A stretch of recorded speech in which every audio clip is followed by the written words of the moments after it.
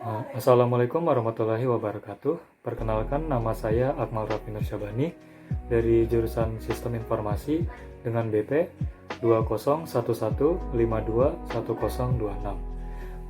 Kali ini saya akan mencoba untuk melakukan membuat aplikasi dengan Borland C++ Builder, yaitu program pengurutan dan pencarian. Nah, pengurutan dan pencarian ini saya menggunakan metode insertion sort, dan untuk pencariannya itu adalah sequential search. Oke, langsung aja kita coba ya.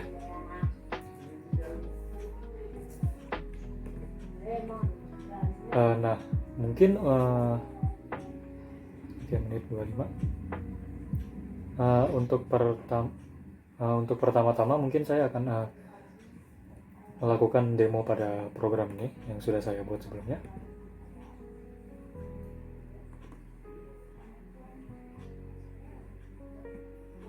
Oke, pertama user diminta untuk memasukkan input data, yaitu berupa integer. Misalkan saya masukkan 12, 11, 13, 10, 18, 17, 19, 15, 16, 20. Ini 1, 2, 3, 4, 5, 6, 7, 8, 9, 10. Nah, ini udah 10 data ya.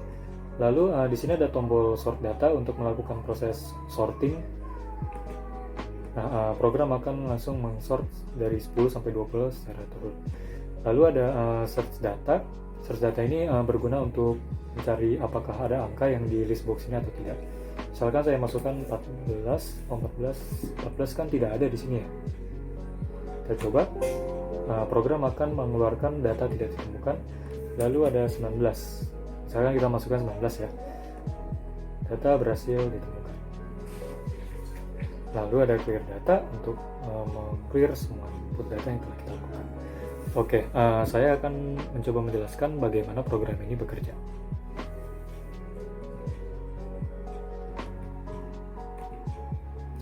Oke, yang pertama saya menginisialisasikan sebuah integer berupa array dengan nama array data dan dapat menampung sebanyak 50 data sebagai contoh.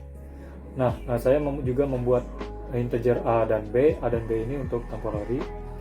Untuk biasanya saya menggunakannya untuk menampung data untuk sementara, sama seperti term. Lalu ada n ini digunakan untuk menghitung panjang data yang telah kita masukkan di box pertama ini ya, box pertama ini. Lalu ada i dan y ini akan saya gunakan untuk program iterasi atau for istilahnya.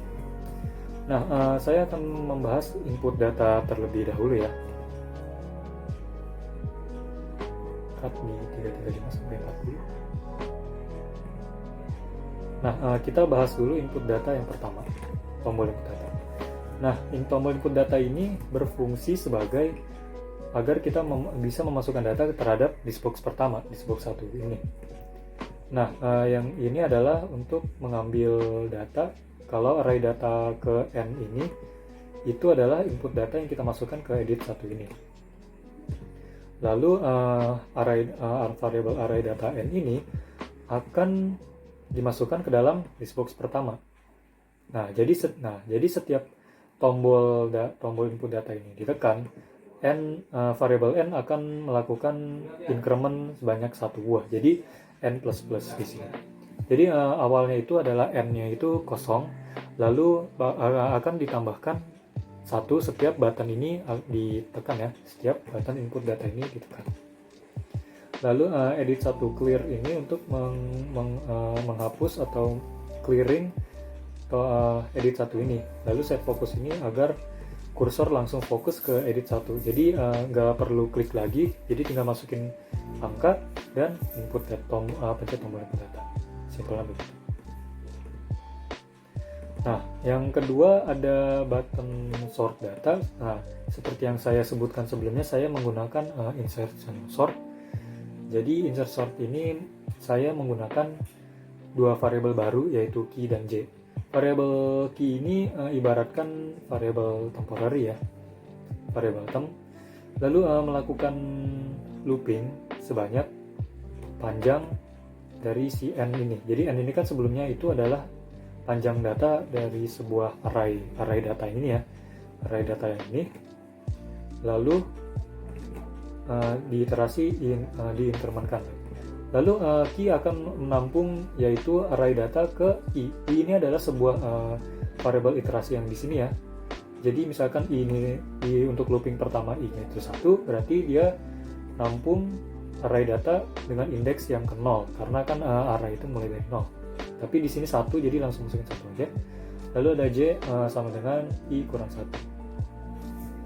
Nah, selanjutnya bakal ada kondisi di mana jika j itu lebih dari sama dengan 0 dan array data ke j lebih besar daripada key, akan melakukan array data akan berubah indeks jadi j tambah 1, yaitu sama dengan array data tambah j.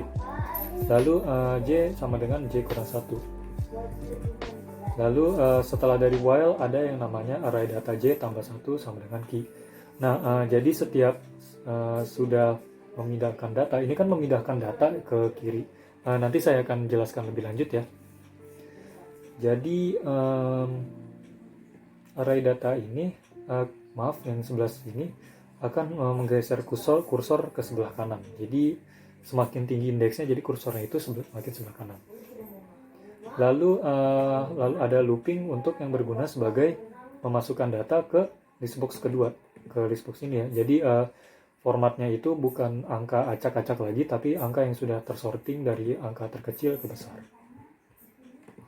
Nah, yang terakhir, ada bagian search data ya. Search data ini digunakan untuk mengecek apakah data yang kita cari itu ada di listbox atau tidak. Jadi saya menggunakan sedikit validasi sederhana. Jika sebelumnya saya mendeklarasikan input search ini bakal kita ambil dari sini ya, bakal ambil dari edit box kedua yang ini. Lalu saya jadi edit 2 itu data nilainya bakal ditampung di integer input search.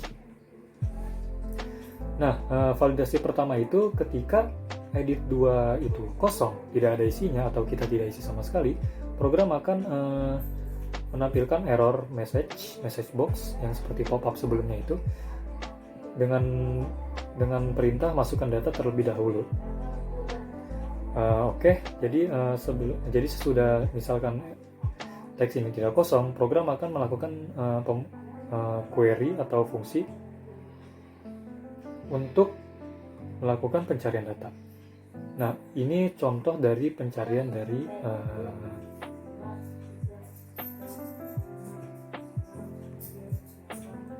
dari 25 sampai 35.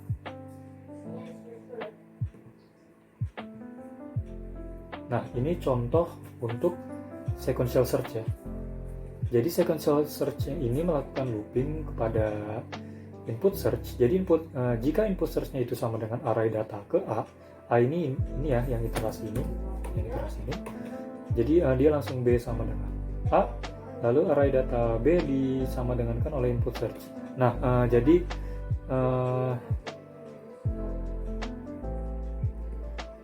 dari sequential search ini simpelnya dia dari kiri dia nge-search-nya itu dari data ke kiri ke kanan. Jadi di looping ini terjadi ketika misalkan indeks pertama itu tidak sama dengan input search, dia bakal ngelakuin looping itu lagi sampai datanya itu tertemu.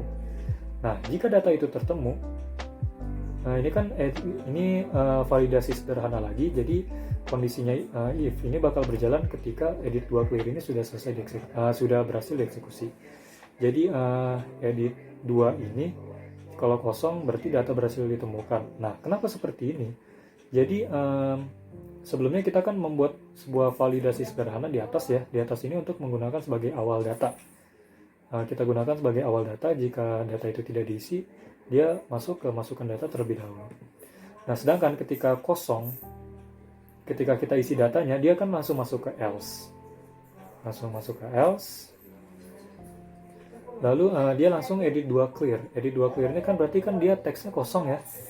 Langsung masukin ke application dan dia akan mengeksekusi application message box yang artinya yang mempunyai warning kalau data itu berhasil ditemukan ya. Itu message box yang keluar itu. Oke, box. Masuk ke clear all data. Clear all data ini simple ya. Dia meng-clear seluruh edit box dan list box ini. Kesalahan kata atau kesalahan dalam penjelasan, mohon maaf. Saya Akmal Raffi pamit undur diri. Wassalamualaikum warahmatullahi wabarakatuh.